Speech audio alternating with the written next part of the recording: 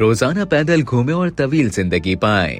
एक तवील तहकीक से मालूम हुआ है कि जिस्मानी तौर पर मुतहर्रिक रहना या सिर्फ पैदल घूमना भी न सिर्फ बेहतर सेहत का जामिन है बल्कि इससे जिंदगी भी तवील हो सकती है। तिब्बी जरीदे में शाया एक तहकीक के मुताबिक अमरीकी माहिरीन ने 36,000 अफराद के सेहत के डेटा का जायजा लेने के बाद एक मॉड्यूल तैयार किया। माहिरीन ने रज़ाकारों की खुराक समेत मरने वाले अफराद के डेटा को भी देखा और उनकी तर्ज जिंदगी पर भी तहकीक की। माहिरीन ने दरियाफ्त किया कि 40 साल की उम्र के बाद जिस्मानी तौर पर मुतहर्रिक रहना यानी सिर्फ पैदल घूमना भी न सिर्फ सेहतमंद जिंदगी बल्कि तवील जिंदगी की जमानत है। माहिरीन का कहना था कि 40 से ज़ायदुल उम्र अफराद अगर यौमिया 1 घंटा भी पैदल घूमेंगे तो मजमूई तौर पर उनकी जिंदगी में 5 साल का इजाफा होगा। माहिरीन की जानिब से तैयार किए गए मॉड्यूल के मुताबिक सबसे ज्यादा यौमिया 160 मिनट तक पैदल घूमने वाले अफराद की जिंदगी में मजमूई तौर पर 11 साल तक का इजाफा हो सकता है। माहिरीन का कहना था कि उन्होंने पैदल घूमने और तवील जिंदगी के 4 मॉड्यूल तैयार किए, जिसमें से सबसे कम वक्त तक पैदल घूमने का मॉड्यूल यौमिया 50 मिनट तक का था।